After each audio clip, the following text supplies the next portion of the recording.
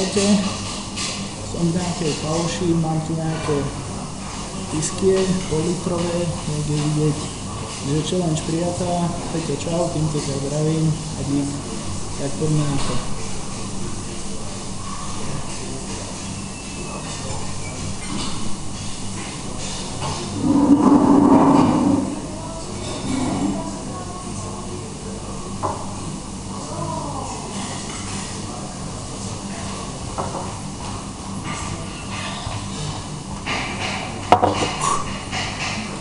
No, ale to tam celkom zachytilo. A koho pozvem na pivo ja?